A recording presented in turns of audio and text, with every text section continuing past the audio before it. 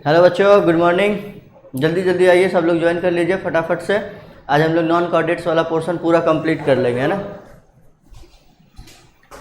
जल्दी जल्दी सब लोग ज्वाइन कर लीजिए। पिछले क्लास में हमने कोऑर्डिनेट्स ऑर्थोपोडा स्टार्ट किया था, ठीक है। ऑर्थोपोडा स्टार्ट किया था और ऑर्थोपोडा का क्लासिफिकेशन पढ़ लिया था, टेरेस्ट्रियल, एक्वेटिक और इंसेक्टा। अब फर्दर हम लोगों ने क्या बात करी थी कि इंसेक्टा को फर्दर हम लोग आगे क्लासिफाई करेंगे। तो आज के लेक्चर में हम लोग मोस्ट प्रोबेबली कोशिश करेंगे कि नॉन कोऑर्डिनेट्स वाला टॉपिक को कंप्लीट कर लिया जाए। फिर आपकी क्लासेस कोई और सर लेंगे बायोलॉजी के लिए, वो कोऑर्डिनेट्स वाला पोर्शन को कंप्लीट करेंगे आगे।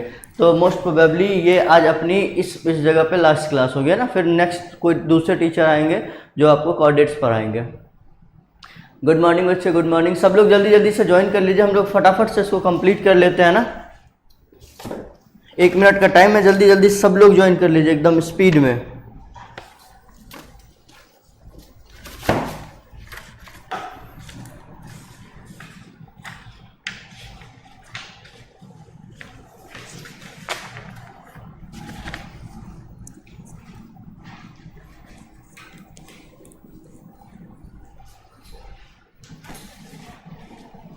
हो गया?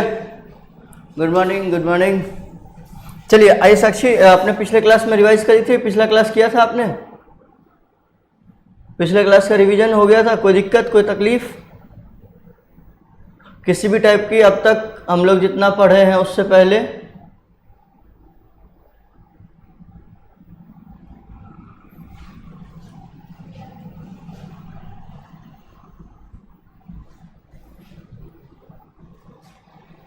गुड। पिछला क्लास किया था आपने? गुड। चलिए आइए हम लोग फाइलम का, और देखो हमने ऑर्थोपोडा पढ़ लिया था पिछला क्लास में, आपको याद होगा। ऑर्थोपोडा को हमने क्या किया था? क्लासीफाई कर लिया था। कितने क्लास में? 3 क्लास में हमने ऑर्थोपोडा को क्लासीफाई कर लिया था, ठीक है। कौन कौन सा था याद है आपको? टेरेस्ट्रियल, दूसरा एक्वेटिक एंड तीसरा कौन सा था? इंसेक्टा। किस किस बेसिस पे हमने काउंट किया था आपको याद हो? एक तो इसका हैबिटेट कैसा था, कौन कहाँ पे रह रहा है। दूसरा पोर्शन क्या था बताओ? दूसरा पोर्शन में आपने देखा था इसका रेस्पिरेटरी ऑर्गन पे पढ़ा था हमने, इसके बाद एक्सक्रीटरी ऑर्गन पे, और फिर हमने एग्जाम्पल किया था। याद है आप लोग को एग्जाम्पल इसका? टेरेस्ट्रियल का एग्जाम्पल, एक्वाटिक का एग्जाम्पल, इंसेक्टा का एग्जाम्पल हमने नहीं लिखवाया था। क्यों? क्योंकि आपको पता है इंसेक्टा के बारे में मैंने क्या बोला था प्रीवियस क्लास में कि इंसेक्टा को हम लोग फर्दर से क्लासिफाई करेंगे, उसके बाद हम लोग इंसेक्टा का एग्जाम्पल लिखेंगे। याद है ना? देखो इसके एग्जाम्पल में क्या लिखे थे याद हो? पेलाइमोन, उसके बाद क्या था? Spider, ticks and mites, ticks and mites, etc। और भी बहुत सारे एग्जाम्पल थे। पेलाइमोन का आप लोग को कॉमन नेम याद करो, क्या बताया था मैंने? स्कॉर्पियन, बिच्छू। पेलाइमोन का क्या नाम था? स्कॉर्पियन यानी बिच्छू। एक्वेटिक में हमने क्या बताया था? पेलामिनियस, पेलामिनियस, ठीक है। याद है पेलामिनियस का कॉमन नेम किसी को? सॉरी, ये पेलामिनियस था, ये पेलाइमोन था। पेलाइमोन का साइंटिफिक नेम किसी को हिंदी नेम याद है? याद करो, मैंने जो बताया था प्रॉन वाला, झींगा, झिंगूर जिसको कहते हैं, झिंगूर, झींगा, याद है? प्रॉन। गुड साक्षी, वेरी गुड। चलो इसका कॉमन नेम बताओ फिर क्या था? सेंकर, CANCER का कॉमन नेम क्या था बताओ? सेंकर। और क्या लिखा था मैंने? डेफनिया, इसको क्या बोलते थे? Water flea. डेफनिया को water flee.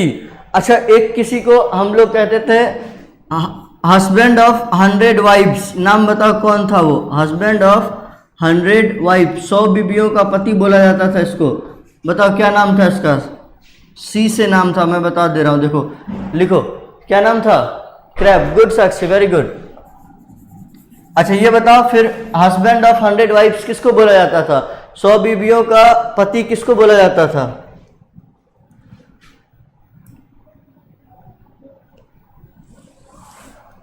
Husband of 100 wives किसको बोला जाता था?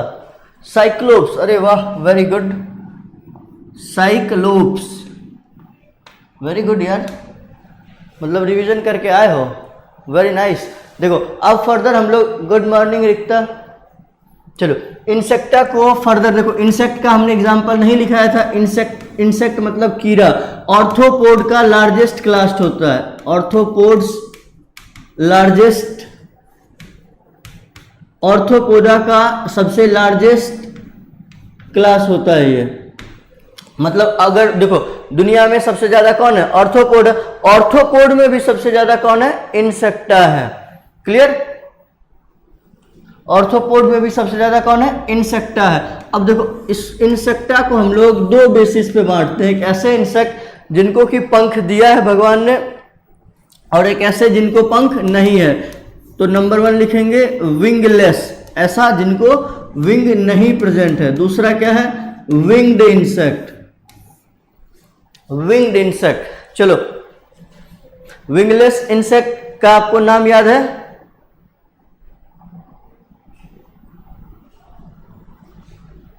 कोई ऐसा इंसेक्ट जो कि आपने देखा हो और वो उनके पास विंग नहीं होते हैं, बताओ कोई देखा है।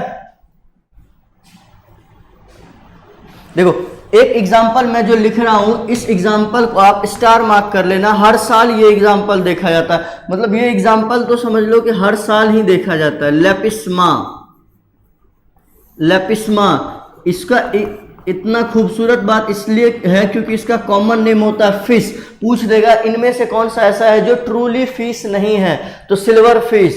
ऐसा कौन सा है जो कि फिश नहीं है, तो क्या है, लेपिस्मा क्या है, या ऐसे पूछा सिल्वर फिश क्या है, तो आप नहीं याद रहेगा तो आप फिश देख के क्या सोचोगे कि फिश में आता होगा, लेकिन नहीं, ये किस में आता है, आर्थ्रोपोडा में।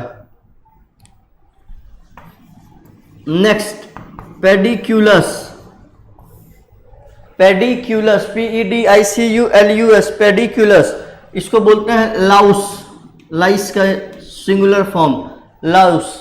नेक्स्ट क्लाइमैक्स, क्लाइमैक्स इसको बोलते हैं रैट बग, रैट बग, ठीक है।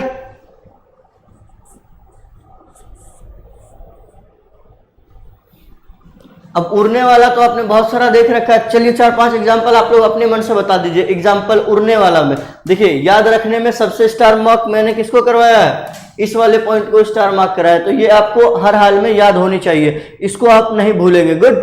देखिए जैसे कि क्या हो जाएगा, house fly, normal fly, butterfly, butterfly, उसके बाद और क्या हो जाएगा, मॉस्क्यूटो, मॉस्क्यूटो हो गए, कॉकरोच हो गए।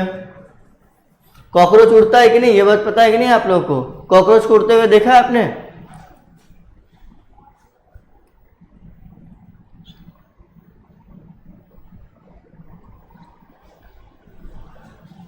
देखा, good. Silk worm, honey bee, इसमें मैं 2 एग्जाम्पल अलग से लिख रहा हूं, इस एग्जाम्पल को आप याद रखिएगा। एक को बोलते हैं टर्माइट्स, दूसरे को बोलते हैं लोकस्ट, लोकस्ट, LOCUSTA, लोकस्टा। इसको हमने क्या बोला है, ग्रीगेरियस पेस्ट, ग्रीगेरियस पेस्ट, ठीक है। ये याद रखिएगा, ये दोनों इंपॉर्टेंट है, टर्माइट्स और, हाँ गुड। देखो टर्माइट्स को सोशल इंसेक्ट बोला जाता है, क्या बोलते हैं इसको, सोशल इंसेक्ट। क्लियर। एक बार देख लो, बोर्ड में मैंने आर्थ्रोपोडा को पहले 3 क्लास में बांटा। एक ऐसे आर्थ्रोपोडा जो पानी पे रहते हैं, जो जमीन पे रहते हैं, और जो हवा में रहते हैं। हाँ उड़ सकते हैं बच्चे, उड़ सकते हैं, उड़ने वाले में लिखा है ना।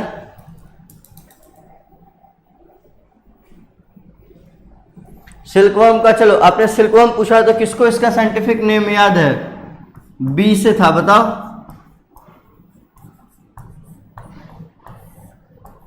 पहले पढ़ा होगा आपने, बॉम्बिक्स मोडाई, क्या कहते हैं इसको, बॉम्बिक्स मोडाई। क्लियर। देखो आर्थ्रोपोडा को 3 भाग में बांटा, टेरेस्ट्रियल, एक्वेटिक और इंसेक्टा। इंसेक्टा को फिर फर्दर हमने 2 भाग में बांटा, एक ऐसे इंसेक्ट जिसको कि क्या है, उड़ना आता है, जो विंग वाले होते हैं उनको विंग वाले इंसेक्ट बोला। Next one is wingless insect, ऐसे इंसेक्ट जिसके पास विंग नहीं है उसको हम लोग क्या कहते हैं, विंगलेस इंसेक्ट। चलिए क्लियर, आगे बढ़ते हैं।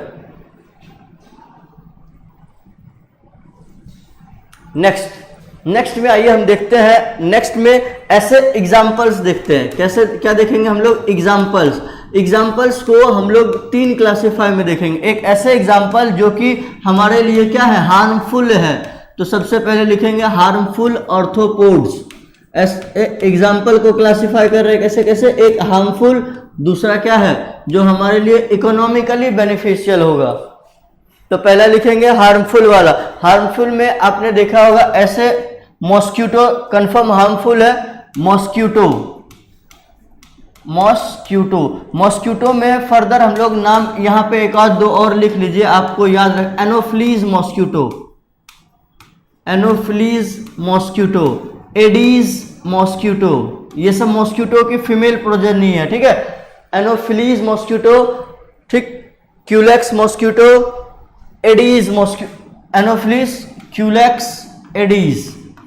एनोफ्लीज क्या करती है, मलेरिया कॉज करती है, क्या करती है, मलेरिया कॉज करती है। एडीज क्या करती है, डेंगू कॉज करती है। डेंगू जो है फीमेल प्रजाति मॉस्किटो के फीमेल वाले से होती है, उसका क्या नाम है, एडीज मॉस्किटो।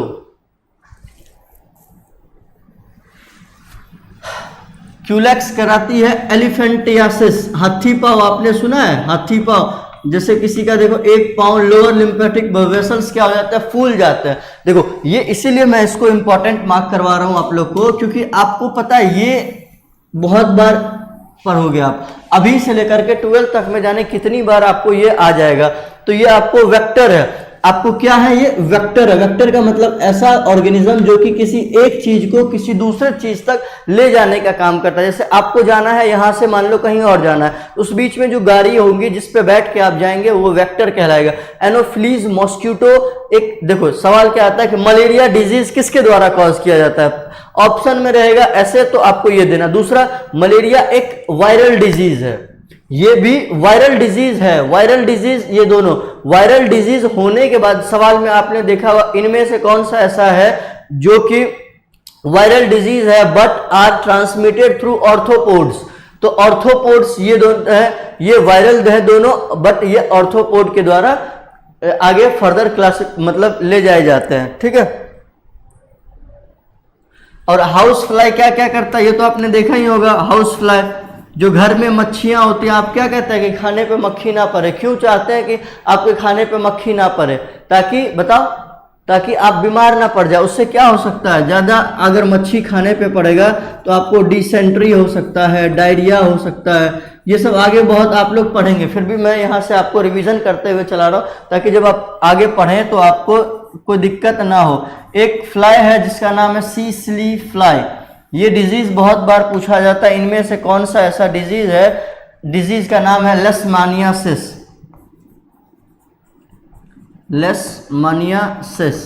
ये है हार्मफुल ऑर्थोपोड्स के हमने क्लासिफाई कर लिए।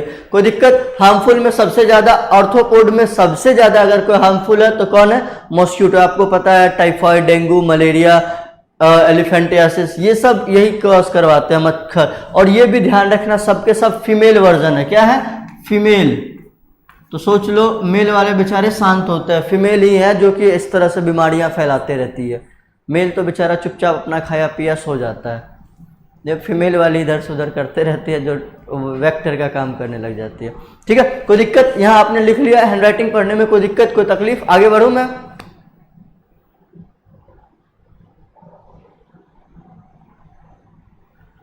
एक बार आगे बढ़े तो सब लोग लाइक्स करें, थम्स अप करें, सब लोग लाइक्स करें, एक बार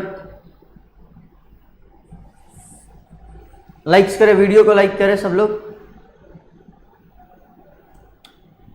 देखो ये आपको कहीं पे भी ऑनलाइन पढ़ोगे तो इतना डिटेल नहीं पढ़ाया जाता, मैं इसलिए पढ़ा रहा हूँ कि मुझे अच्छा लगता है, ताकि आपको भी एक ये सब आप आगे पढ़ोगे तो ये यहाँ नहीं पढ़ाया जाता, नाम लिख के छोड़ देता, mosquito house fly, CC fly, बस सीसी फ्लाई भी नहीं देते।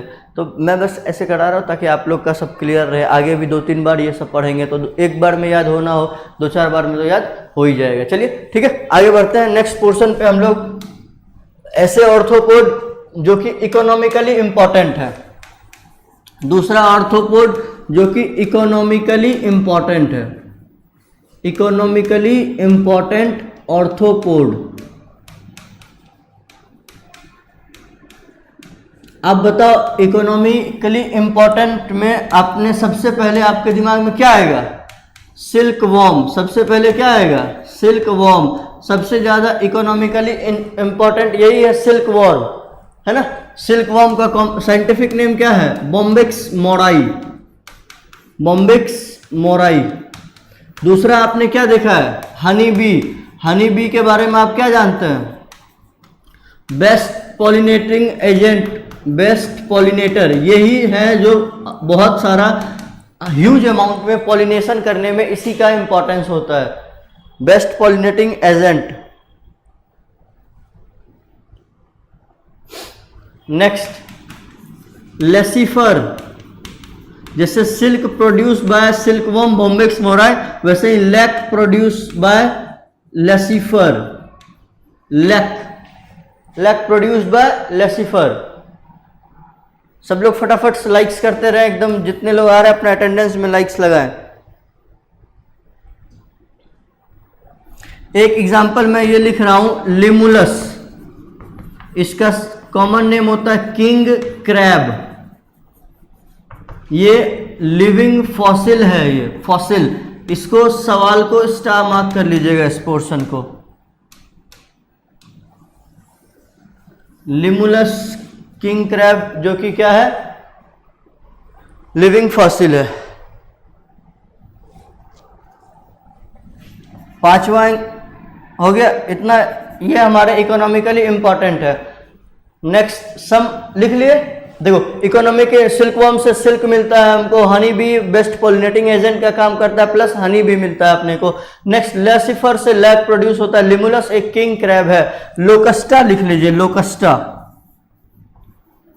लोकस्टा अभी हमने बताया था क्या है, ये पेस्ट का काम करता है। कैसा पेस्ट? Gregarious paste. ग्रीगेरियस का मतलब कोई बताएगा? घुमंतु टाइप का, इधर से उधर घूमने वाले, ग्रीगेरियस पेस्ट। क्लियर? लिख लियो, आगे बढ़े, आगे बढ़े, थम्स अप करो, आगे बढ़े, लिख लियो तो।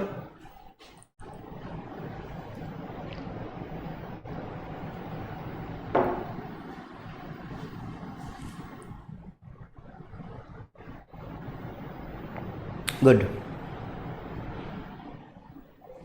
चलिए एक अदर एग्जाम्पल में एक दो और लिख लीजिए आप लोग। अदर एग्जाम्पल, तीसरा क्लासिफिकेशन क्या है? क्लासिफिकेशन नहीं, एग्जाम्पल हमने कितने कितने बेसिस पे लिखा है, ऐसे जो इकोनॉमिकली इंपॉर्टेंट है, ऐसे जो हमारे लिए हार्मफुल है। दूसरा अलग एग्जाम्पल लिख लीजिए, जूलस, JULUS। इसी का कॉमन होता है सेंटीपीड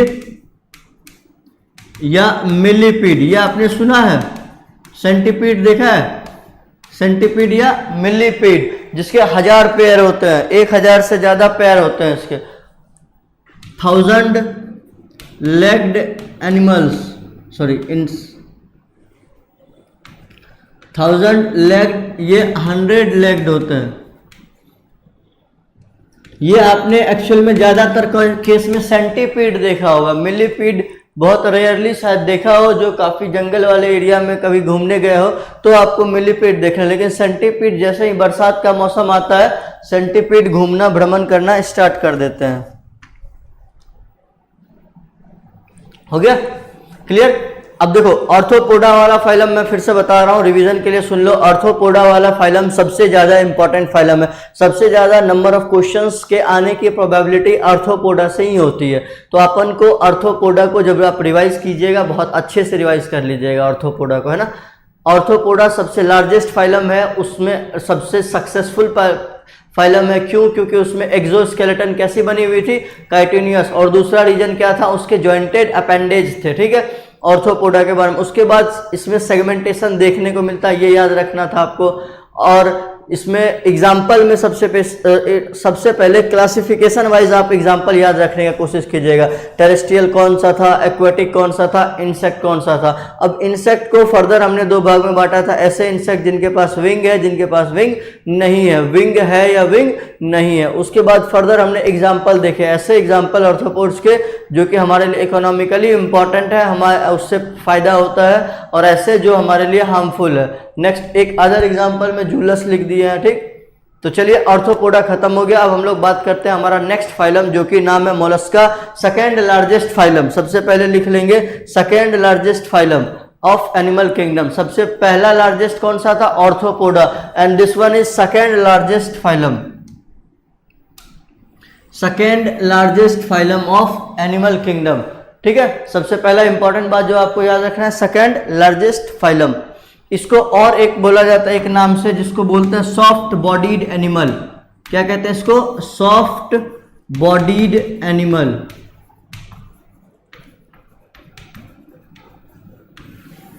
ठीक है, सॉफ्ट बॉडीड एनिमल, क्लियर। सबसे largest phylum arthropoda, second largest phylum Mollusca. Mollusca का देखो यहां लिखा हुआ है, ऊपर में है थोड़ा, ये क्या है, सॉफ्ट बॉडीड एनिमल। इनको क्या कहते हैं हम, सॉफ्ट बॉडीड एनिमल, मतलब इनकी बॉडी काफी सॉफ्ट होती है। चले ठीक, नेक्स्ट पोर्शन।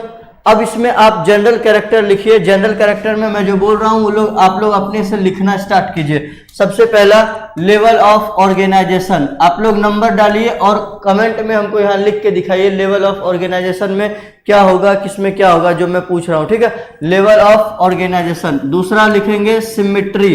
सब लोग अपने से लिखने का कोशिश कीजिए तब आपको ये याद रह पाएगा, सिमिट्री, ठीक है। Level of organisation symmetry, coelom लिखिएगा इसका, ठीक है। नंबर ऑफ, उसके बाद हैबिटेट, तो मैं अभी चलो हैबिट भी लिख लो। हैबिटेट या हैबिट कहाँ पे पाए जाते हैं ये आप कॉमन सेंस से इसको लिखिए। बाकी सब तो जल्दी जल्दी सब कुछ, सब जितने लोग लाइव है सबके सब लिखिए।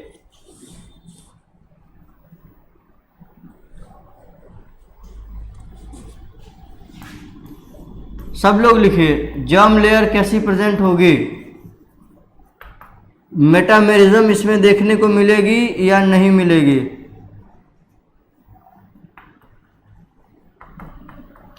Plus for present minus for absent. जल्दी लिखिए, सबको ही लिखिए।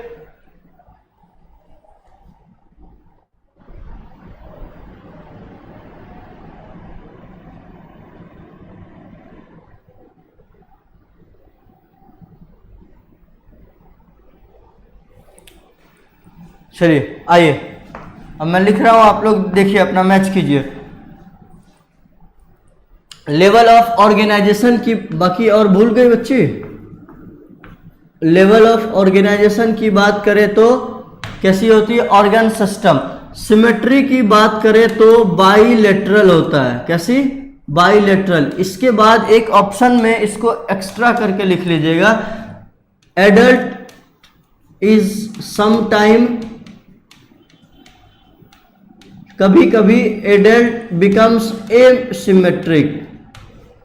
एसिमेट्री का मतलब कोई भी सिमेट्री उसमें नहीं देखने को मिलता है। इसका रीजन क्या होता है, ड्यू टू टॉर्सन, TORSION। अब आप सोचेंगे सर टॉर्सन ये क्या है, टॉर्सन वर्ड मैंने एडल्ट में ये एग्जांपल देखो, मोलस्का बाइलेटरल सिमेट्री होता है। जनरली आपसे सवाल पूछेगा तो बाइलेटरल सिमेट्री, अगर वर्ड टॉर्सन दे दिया, जैसे मान लो मोलस्का की ये बॉडी है, मेरे हाथ का ये शेप है, ये मोलस्का की बॉडी है, इसकी बॉडी अगर पूरा का पूरा यहां से उठ के 180 डिग्री चेंज हो जाती है, जैसे मुंह अभी इधर था, अब उठ के पूरा का पूरा इधर चेंज हो जाता है, जिसकी वजह से इसकी सिमेट्री ही पूरी चेंज हो जाती है। इसी टाइप के सिमेट्री को हम लोग, इसी मूवमेंट को हम लोग 180 डिग्री मूवमेंट को क्या कहते हैं, टॉर्सन। इसी टॉर्सन की वजह से समटाइम इसके एडल्ट कैसे हो जाते हैं, एसिमेट्रिक हो जाते हैं,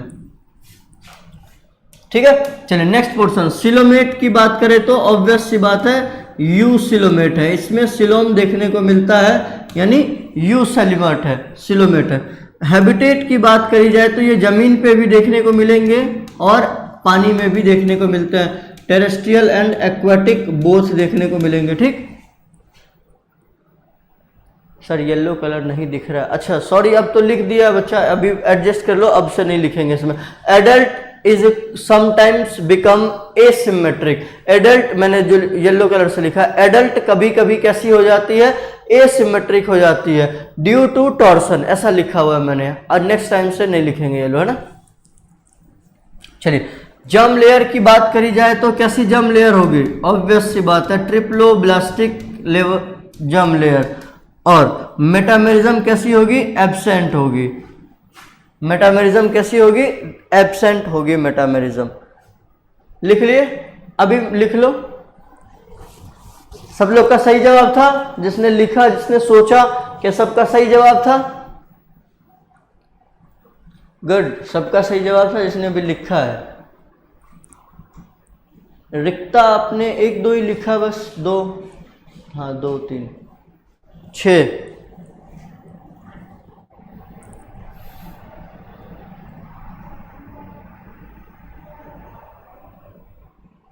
चलिए हो गया।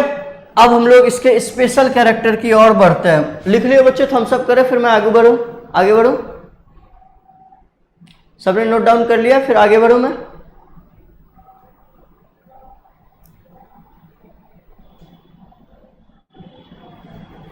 चलिए गुड।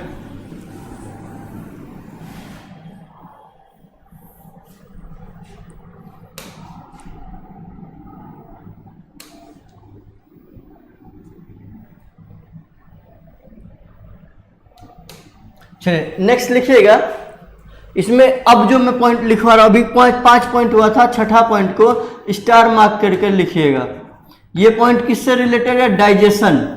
डाइजेशन इसकी कैसी होती है, कंप्लीट डाइजेस्टिव सिस्टम होता है। कंप्लीट डाइजेस्टिव सिस्टम को आपने 2 भाग में पढ़ा होगा, एक ब्लाइंड सेक और दूसरा ट्यूब विद इन ट्यूब। अब ये मुझे बताओ कि कंप्लीट किसको कहते हैं, सॉरी कंप्लीट को कौन सा टाइप कहेंगे, ट्यूब विद इन ट्यूब या ब्लाइंड सेक बॉडी प्लान।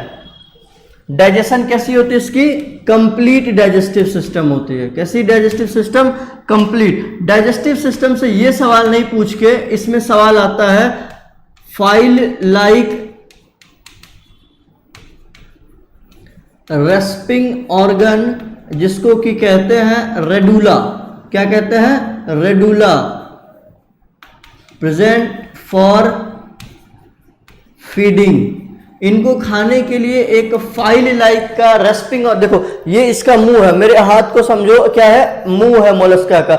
मोलस्का के मुंह में ऐसे कुदाल टाइप का आपने देखा है, फवारा जैसे उठाने वाला होता है जमीन से, तो ये इसके पास ऐसे है जो जमीन में ऐसे घुसाते हैं, ऐसे उठा करके मुंह में डाल लेते हैं। देखो ये मेरा हाथ को समझो, इसका ये नीचे डाला, उठ लिया, फिर मुंह में ले लिया। इसी रेस्पिंग लाइक ऑर्गन को हम लोग क्या कहते हैं, रेडुला। इस पे सवाल बहुत देखने को मिलता है, रेडुला क्या है, तो सिर्फ यही लिखा रहेगा फाइल लाइक रेस्पिंग ऑर्गन। तो रेडुला किस में देखने को मिलता है, तो मोलस्का में देखने को मिलता है। क्लियर,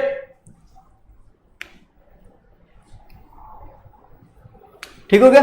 चलिए नेक्स्ट पॉइंट में लिखिएगा 7th नंबर पॉइंट को, इसको भी स्टार मार्क कीजिएगा, सर्कुलेशन। अब मुझे बताओ, आपको तो मैंने पढ़ा रखा है, सर्कुलेशन इसमें कैसी होगी, ओपन होगी या क्लोज होगी। सब लोग जवाब दीजिए, ओपन होगी या क्लोज होगी, जवाब दीजिए, तब तक मैं आगे लिख रहा हूं। ओपन होगी या क्लोज होगी। Next point, excretion.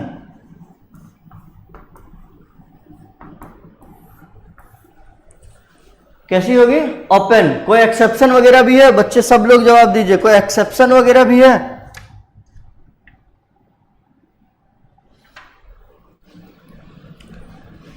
इस पॉइंट को भी स्टार, देखिए इस वाले पेज को सारा स्टार मार्क कर लीजिए। देखो डाइजेस्टिव सिस्टम कैसी होती है, इसमें open type of digestive system होती है।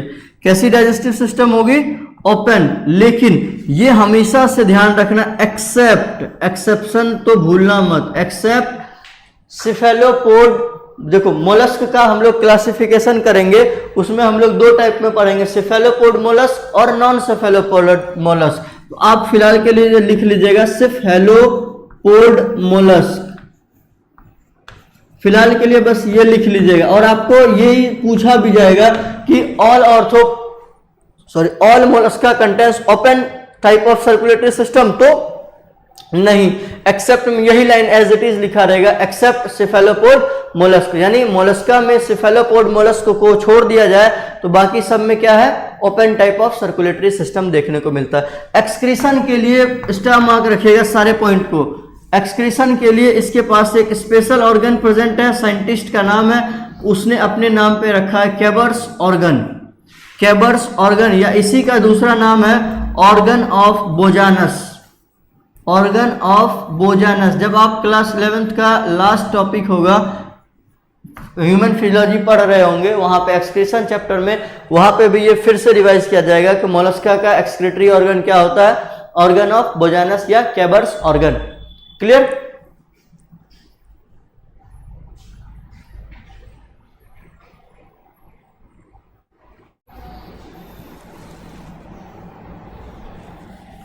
लिख लिए? थम्स अप करो सब लोग, आगे बढ़े फिर।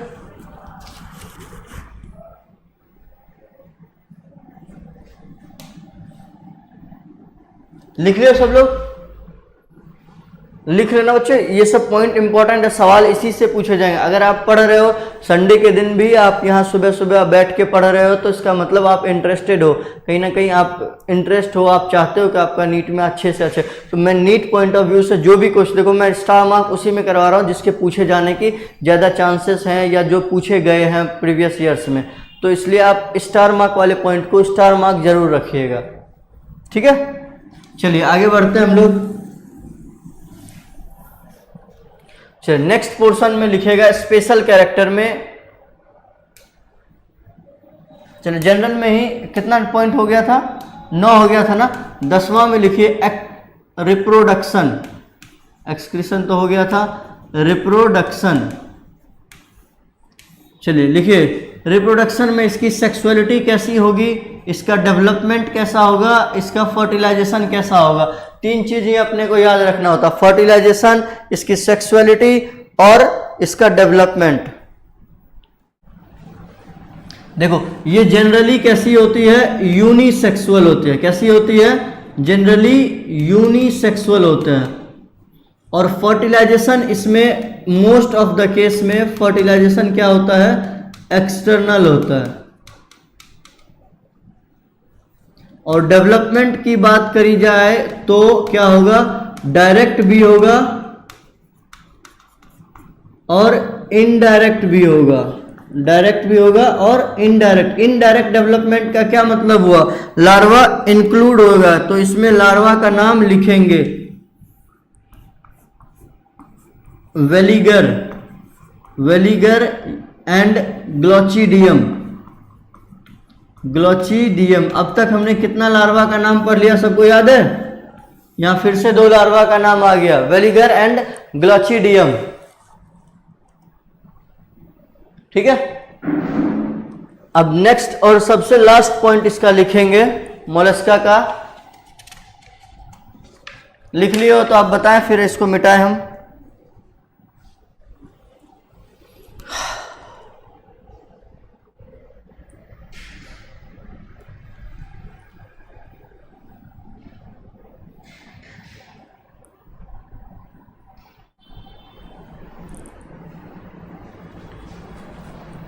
चलिए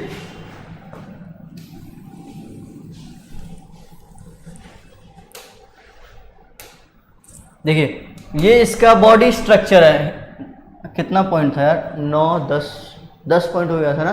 11वां पॉइंट में लिखिएगा body structure. Body structure, body structure देखिए, इसका बॉडी जो है डिवाइडेड है किस किस पोर्शन में, हेड, ठीक, दूसरा पार्ट विसरल हम्प कहते हैं इसको, मास या हम्प, ठीक है, और तीसरा पार्ट इसका फुट। तो लिखिए बॉडी डिवाइडेड इनटू किसमें किसमें है, बॉडी डिवाइडेड इनटू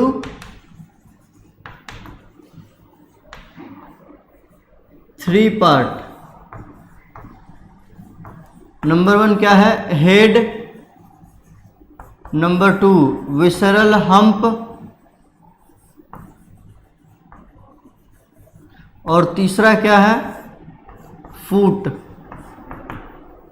देखो ये जो विसरल हम्प है, हम्प का मतलब उभरा हुआ स्ट्रक्चर, आपने देखा होगा उभरा हुआ स्ट्रक्चर कहाँ पे देखा आपने, टॉर्टोइज, याद करो टॉर्टोइज टर्टल, उसका जो ये उभरा हुआ उबर होता है ये पीठ के ऊपर, वो इतनी स्ट्रांग होती है, बनी हुई किसकी होती है, कैल्शियम कार्बोनेट की। अगर उस पर एक ट्रक, लोडेड ट्रक भी उसके ऊपर से चला जाए तो ये अपने हेड को क्या कर लेंगे, उस हम्प में छुपा लेंगे, पैर को अंदर कर लेंगे। अब उसके बॉडी के ऊपर से पूरा भरा हुआ ट्रक भी गुजर जाए तो इसको कुछ फर्क नहीं पड़ेगा, इसके बॉडी में कोई नुकसान नहीं करेगा। तो विसरल हम्प किस चीज की बनी हुई होती है, कैल्शियम कार्बोनेट की बनी हुई होती है, बहुत ज्यादा टाइट होती है, बहुत इतना टाइट कि अगर इस पे भरा हुआ ट्रक भी गुजर जाए तो इसको कुछ फर्क नहीं पड़ेगा। ठीक है,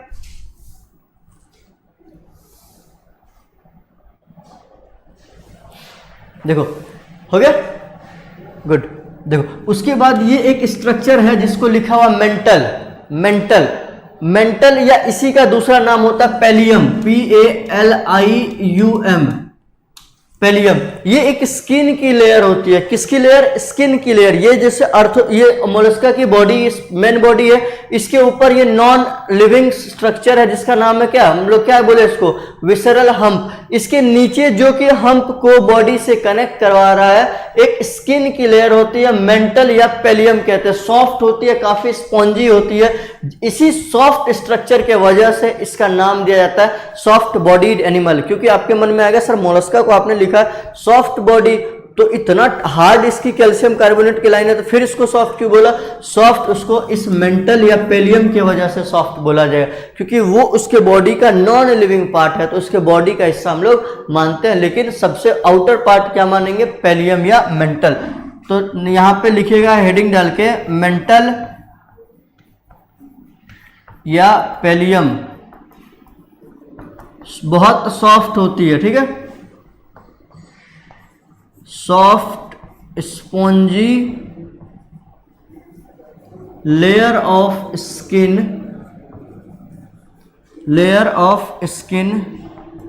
कनेक्टिंग हम्प टू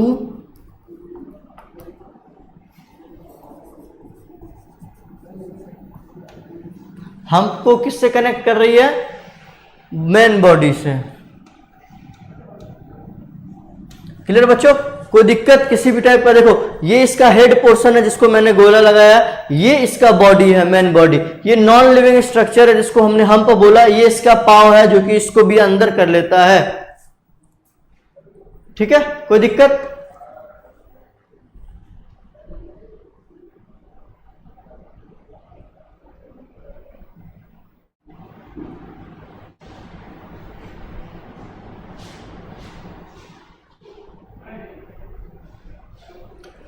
लिख लिया, थम्स अप करो, आगे बढ़े फिर।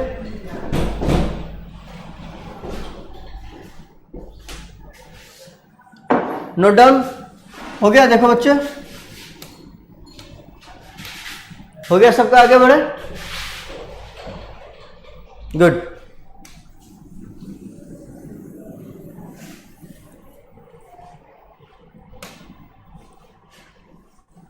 अब हेडिंग डालिएगा एग्जाम्पल।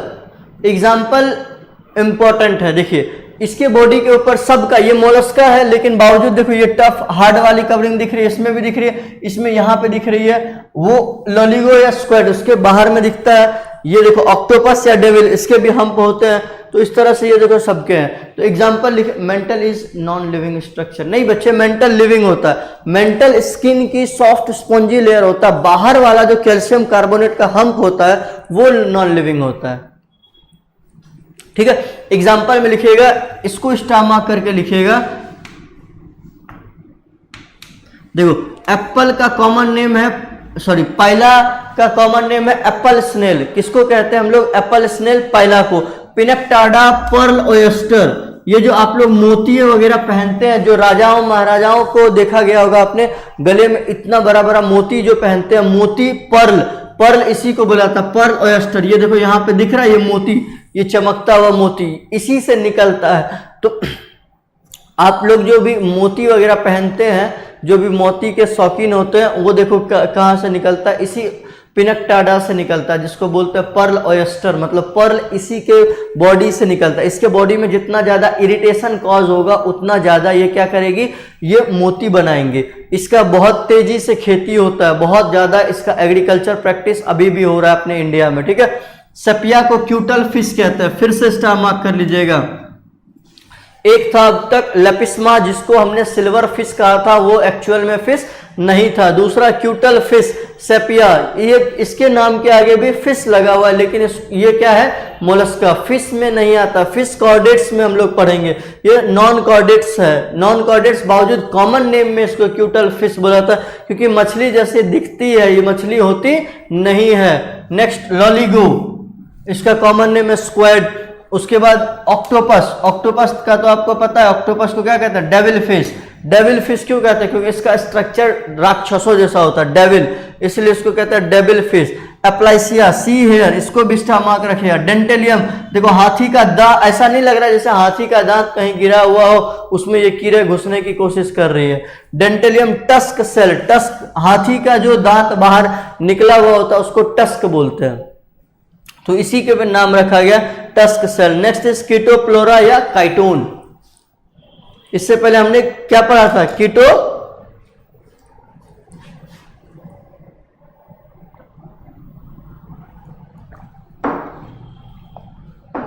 हो गया। एग्जाम्पल सारे देख लिया आपने।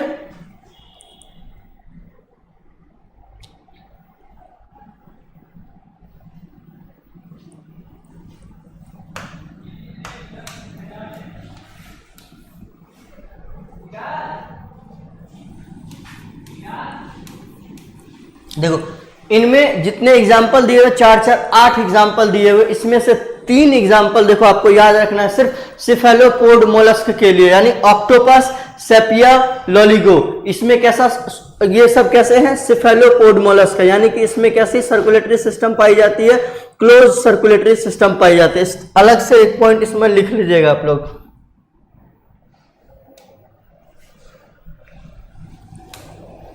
अलग से क्या लिखेंगे, सिफेलोपोड मोलस्क का आप एग्जाम्पल लिख लेंगे, सिर्फ cephalopod mollusc. Octopus, octopus, sepia and Loligo, ये 3 एग्जाम्पल बस आप याद रख लीजिए। ये क्या है, सिफेलोपोड मोलस्क है, यानी कि इसमें कैसे टाइप ऑफ सर्कुलेटरी सिस्टम देखने को मिलेंगे, closed circulatory system, closed circulatory system present.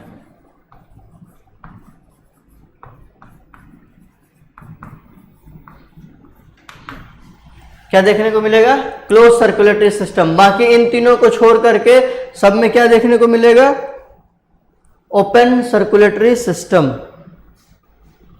Clear बच्चों। 8 एग्जाम्पल लिखवाए हमने, 3 एग्जाम्पल सिफेलोपोड मोलस्क का, बाकी जितने एग्जाम्पल हैं वो नॉन सिफेलोपोड मोलस्क हैं, यानी उसमें कैसे सर्कुलेटरी सिस्टम देखने को मिलेगा अपने को, ओपन सर्कुलेटरी सिस्टम। तो मोलस्का में इतना ही देखना था, इससे ज्यादा अपने को नहीं देखना है। क्लियर। कोई डाउट, मोलस्का में कुछ पूछना हो किसी को, 30 सेकंड का टाइम है, चलिए 1 मिनट का टाइम है, एक बार क्विक रिवीजन कर ले, किसी को कुछ पूछना हो।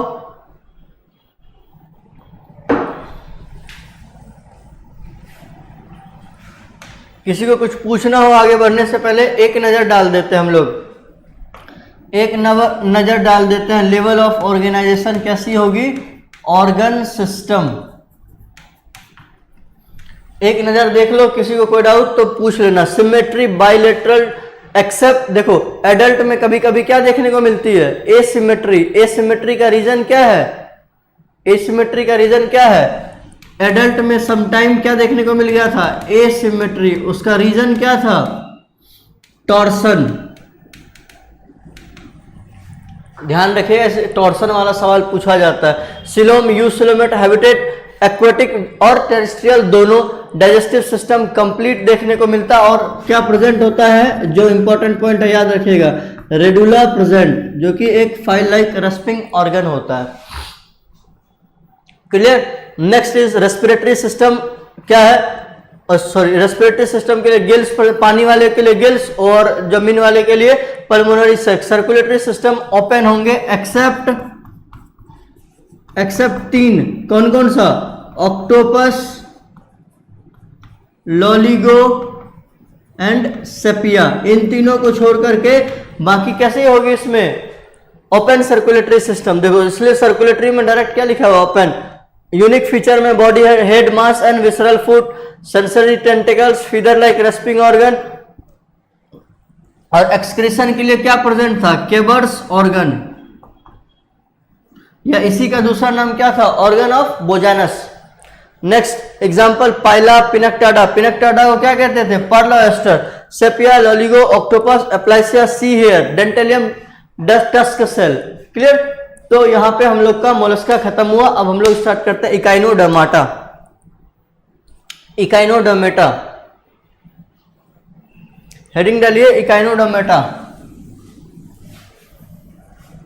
बहुत छोटा सा फाइलम है इकाइनोडर्माटा, और हेमिकॉर्डेट्स बहुत ही छोटा सा फाइलम है, हम लोग बहुत जल्दी इसको कंप्लीट कर लेंगे। इकाइनोडर्माटा का कॉमन नेम होता है स्पाइनी स्किन्ड एनिमल्स, इसको दूसरा नाम क्या कहते हैं, spiny skinned animals.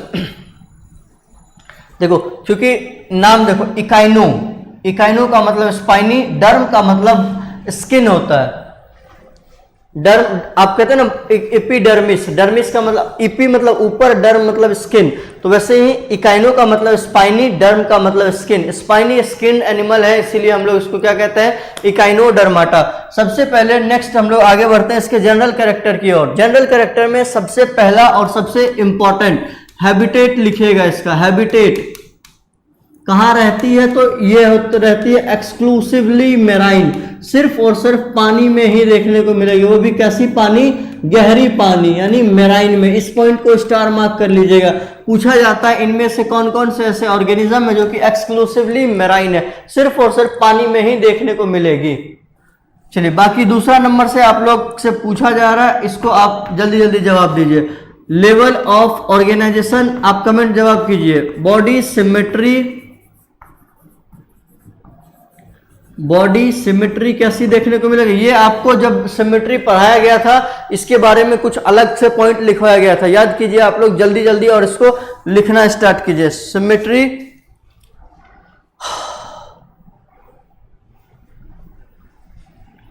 Germ layer,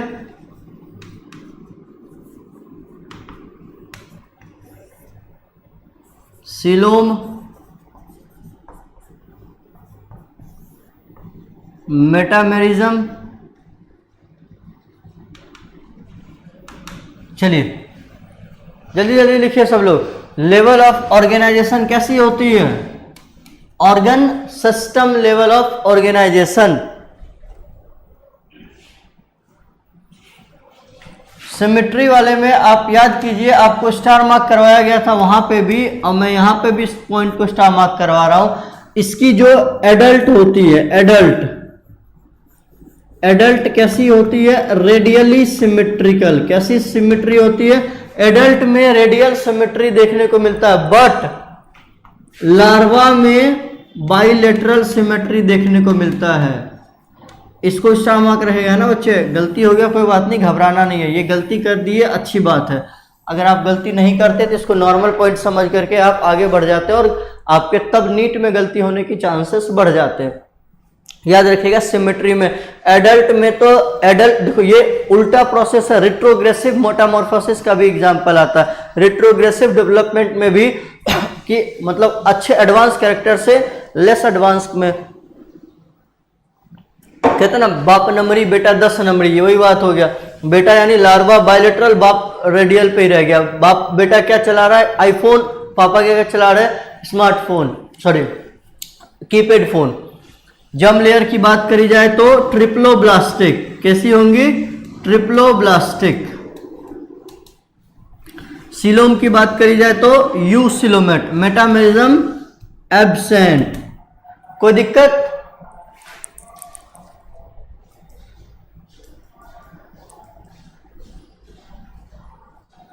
चलिए आगे बढ़े।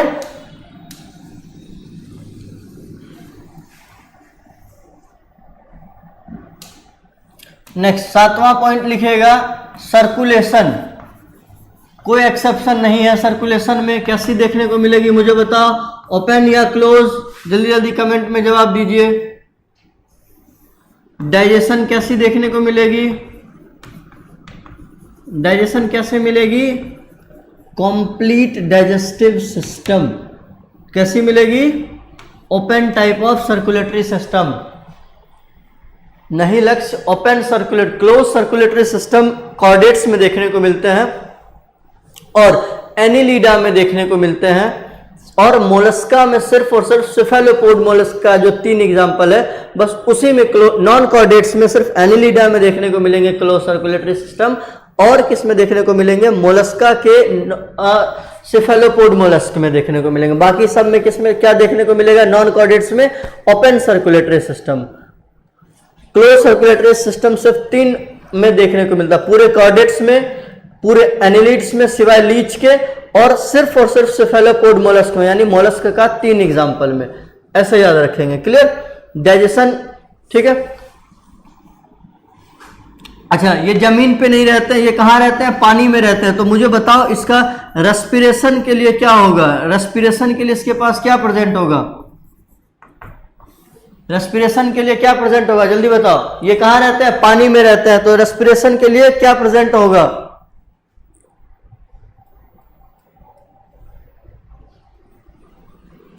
गुड, गिल्स प्रेजेंट होंगे, क्योंकि ये कहाँ रहते हैं, पानी में रहते हैं। रहने के बेसिस पे ही जो जहां रहेगा उसी टाइप का उसके अंदर रेस्पिरेशन भी देखने को मिलेगा। चलिए आगे बढ़ते हैं फटाक से यार। चलिए, रेस्पिरेशन के बाद नेक्स्ट पॉइंट लिखेगा रिप्रोडक्शन। रिप्रोडक्शन 8 या 9 जो भी पॉइंट था आप लोग लिख लीजिएगा अपने हिसाब से, ठीक है। रिप्रोडक्शन में वही पार्ट, पहली बात यूनिसेक्सुअल है या बाइसेक्सुअल है, फर्टिलाइजेशन कैसी है, इंटरनल फर्टिलाइजेशन है या एक्सटर्नल फर्टिलाइजेशन है, डेवलपमेंट कैसा है, डायरेक्ट है या इनडायरेक्ट डेवलपमेंट है। जल्दी जल्दी आप लोग जवाब दीजिए। तो एक बार पानी में रहता है ये सोच करके जवाब दीजिए।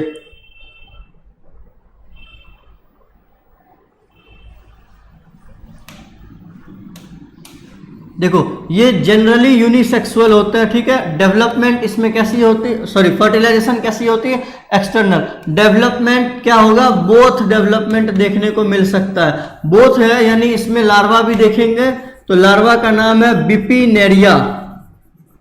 इसके लार्वा का क्या नाम है, बिपिनेरिया। क्लियर।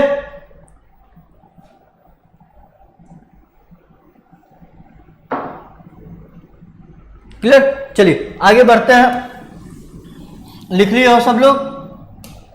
बिपिनेरिया के बाद नेक्स्ट स्पेशल कैरेक्टर पे चलता है। कुछ स्पेशल कैरेक्टर, इसमें एक ही स्पेशल कैरेक्टर आपको याद रखना है जिसको कहते हैं water vascular system.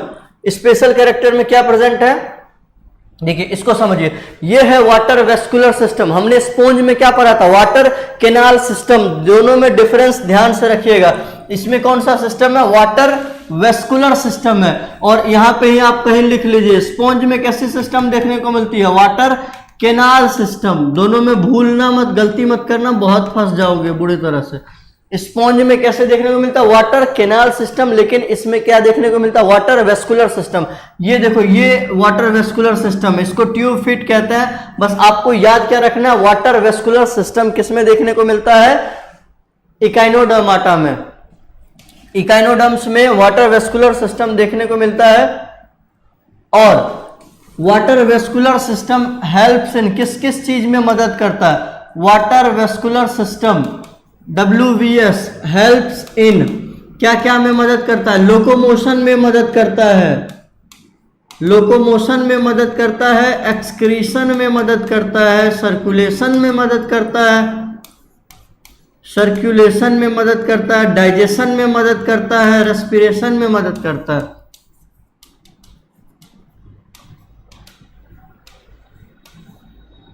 And respiration में, सब चीज में मदद करता है इसको कौन, वाटर वेस्कुलर सिस्टम। ध्यान रख ले, WBS वाटर वेस्कुलर सिस्टम। किसमें देखने को मिलता है? इकाइनोडर्मेटा में देखने को मिलता है वाटर वेस्कुलर सिस्टम। इस पॉइंट को आप स्टार मार्क कर लीजिएगा, वाटर वेस्कुलर सिस्टम। मैं बार बार कह रहा हूं, कंफ्यूज मत कीजिएगा वाटर कैनाल को वाटर वेस्कुलर से, वरना बहुत गलती हो जाएंगे आपसे। फिर हो गया, नोट डाउन कर लिए क्या क्या लोकोमोशन में कैसे ये ट्यूब फीट में पानी भरेगा, स्वलन होगा, आगे की तरफ जाएगा हवा में, जैसे पानी निकला हवा भरा, पानी निकला हवा भरा, आगे पीछे लोकोमोशन में ये मदद करता है। क्लियर? और डाइजेशन, रेस्पिरेशन, एक्सक्रेशन में कैसे करेगा वो तो आपने वाटर कैनाल की तरह ही सेम पढ़ा होगा। फिर नेक्स्ट एग्जांपल लिखिए। एग्जांपल में आप इसको स्टार मार्क कर लीजिए, एग्जांपल को।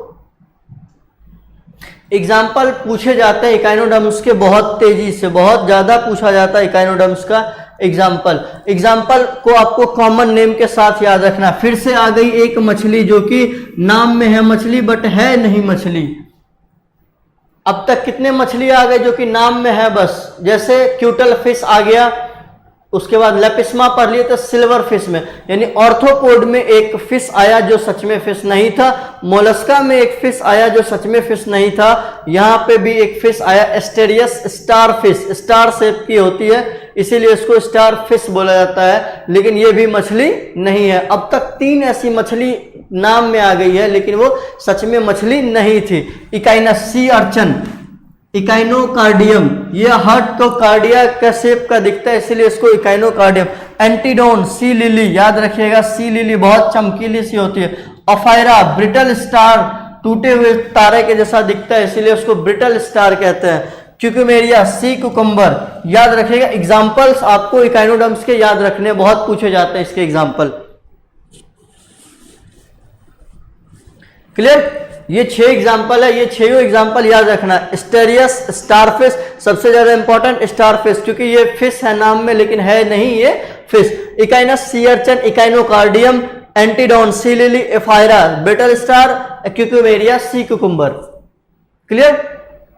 चलिए नेक्स्ट आगे बढ़ते हैं हम लोग। नेक्स्ट और last phylum of chordates, sorry non chordates का अंतिम फाइलम जो कि हमारा है हेमिकॉर्डाटा। ठीक है, बस 2 मिनट का है वो हेमिकॉर्डाटा, फिर अपना चैप्टर नॉन कॉर्डेट्स वाला पोर्शन कंप्लीट हो जाएगा। अब आप क्या करना है, कहीं से भी बुक उठाना, नॉन कॉर्डेट्स वाले जितने सवाल होंगे 200 400 500 जितने सवाल आप लगा सकते हो लगा लेना। इस चैप्टर का एक ही मूल मंत्र है, नंबर ऑफ क्वेश्चंस ज्यादा लगाएंगे, आपकी कॉन्सेप्ट क्लियर होती जाएंगे और आपको याद होता जाएगा। इसके अलावा आप समझ तो सकते हैं कि इसमें कुछ समझाने जैसा खास है नहीं, याद रह गया तो समझ गए। ठीक है, चलिए नेक्स्ट हेडिंग डालिए हेमिकॉर्डाटा। हेमी का मतलब हाफ होता है, हेमी का मतलब क्या होता है? Half.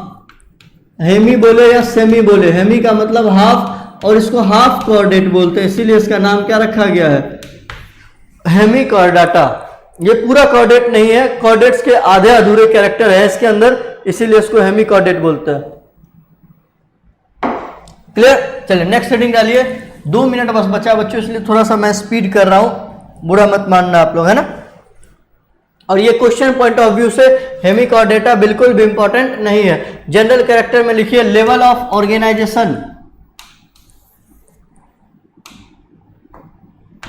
Number 1 level of organisation, जल्दी जल्दी आप लोग कमेंट में कर दीजिए थोड़ा। उसके बाद बॉडी सिमेट्री, बॉडी सिमेट्री कैसे देखने को मिलेगी? सिलोम इसमें देखने को मिलेगा या नहीं मिलेगा? तो मिलेगा तो कैसा मिलेगा, जल्दी से लिख के कमेंट कीजिए। तो जर्म लेयर इसमें कैसे देखने को मिलेगी? डिप्लोब्लास्टिक या टिप्लोब्लास्टिक? ये कहां देखने को मिलेंगे, पानी में या जमीन पे, कहां देखने को मिलेंगे? जल्दी जल्दी लिखिए तो थोड़ा सा। लेवल ऑफ ऑर्गेनाइजेशन,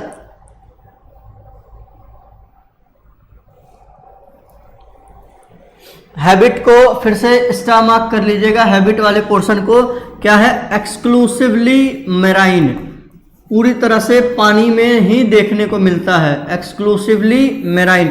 इस पॉइंट को आप star mark. Level of organisation, organ system, body symmetry, bilateral, ठीक है, coelom, eucoelomate, germ layer, triploblastic. ठीक है, कोई तकलीफ? गुड। जर्म, ठीक है, लेवल ऑफ ऑर्गेनाइजेशन हो गया। चलिए नेक्स्ट पॉइंट की तरफ आगे बढ़िए। नेक्स्ट पॉइंट डाइजेशन डाइजेशन कैसी होगी, कंप्लीट डाइजेस्टिव सिस्टम होगी। कंप्लीट सर्कुलेशन कैसी होगी, ओपन सर्कुलेटरी सिस्टम देखने को मिलेगा। कौन सा circulatory system, open circulatory system देखने को मिलेगा। पानी में रहती है तो रेस्पिरेशन के लिए क्या प्रेजेंट होगा, जल्दी बताओ सब लोग कमेंट कीजिए, क्या प्रेजेंट होगा, रेस्पिरेशन के लिए गिल्स प्रेजेंट होगा। अब नेक्स्ट पॉइंट है रिप्रोडक्शन। रिप्रोडक्शन के लिए पॉइंट क्या याद रखना है, यूनिसेक्सुअल होंगे, यूनिसेक्सुअल होगी, तो पानी में रहता है तो फर्टिलाइजेशन कैसा हो जाएगा, एक्सटर्नल फर्टिलाइजेशन होगा। कैसा फर्टिलाइजेशन होगा, एक्सटर्नल। डेवलपमेंट की बात करी जाए तो डायरेक्ट भी होगा और इनडायरेक्ट भी होगा। इनडायरेक्ट होगा तो इसका क्या मतलब हुआ बच्चों, बताओ क्या इन्वॉल्व होगा इसमें, एक लार्वा इंक्लूड होगा। उस लार्वा का नाम क्या है, टोरनोरिया लार्वा। याद रखिएगा, इसके लार्वा का नाम उतना इंपॉर्टेंट नहीं है, बस याद रखिए लीजिए तो वेल एंड गुड। तो मैं तो कहूंगा सारे लार्वा का नाम एक साथ आप नोट डाउन करके लिख लीजिएगा, टोरनोरिया लार्वा।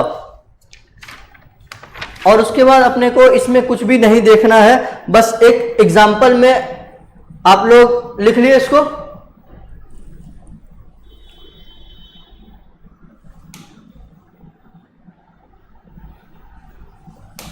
एग्जाम्पल में दो एग्जाम्पल बस आपको याद रखना है इसका।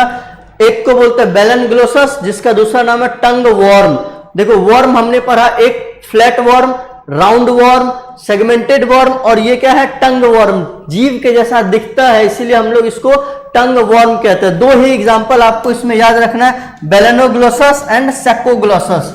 Balanoglossus and सैकोग्लोसस।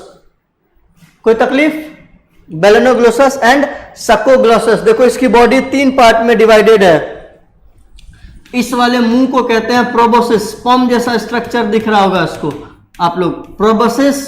Next one is trunk, और नीचे में ये क्या है, टेल। तो यहां से आपका नॉन कॉर्डेट्स वाला पोर्शन पूरा कंप्लीट हो गया है। कहीं से भी आप क्वेश्चन लगाइए, जितना भी आप टफ क्वेश्चन लगाएंगे कोई तकलीफ नहीं होगा, आपका सारा क्वेश्चन सॉल्व हो जाएगा। कहीं का भी आप क्वेश्चन लगाइए, नॉन कॉर्डेट्स के जितने भी क्वेश्चन जहां से मिल सके आप नंबर ऑफ क्वेश्चन ज्यादा से ज्यादा कीजिए। इनेबल वाले ग्रुप में, डाउट ग्रुप में आपको किसी भी टाइप का तकलीफ हो, कोई भी क्वेश्चन ना बन रहा, बेझिझक आप उनको फॉरवर्ड कीजिए, वो मेरे पास आ जाएगा, या डायरेक्टली बात करना हो तो आप मेरे से बात कर पाएंगे। ठीक है, चलिए ठीक है, फिर ऑल द वेरी बेस्ट। अपना सफर यहीं तक था, अब आपको कॉर्डेट्स से कोई दूसरे टीचर आएंगे वो कंटिन्यू करेंगे। ठीक है, चलिए फिर मिलते हैं नेक्स्ट क्लास में। All the very best. अब देखते हैं कब मिलते हैं, sorry, okay, bye bye, thank you so much, very nice. और अपनी नीट की प्रिपरेशन ढंग से रखिएगा, अगले साल जरूर मिलेंगे, अभी तो नहीं, नेक्स्ट ईयर में जरूर मिलेंगे। अपन नीट की तैयारी कर रहे होंगे उस टाइम पे, फिर से नीट के पेपर के टाइम पे, तो अपने आप को स्मार्ट स्टडीज साथ पढ़ाई करनी है। ठीक है, चलिए फिर मिलते हैं नेक्स्ट क्लास, नेक्स्ट में। Bye bye, thank you so much.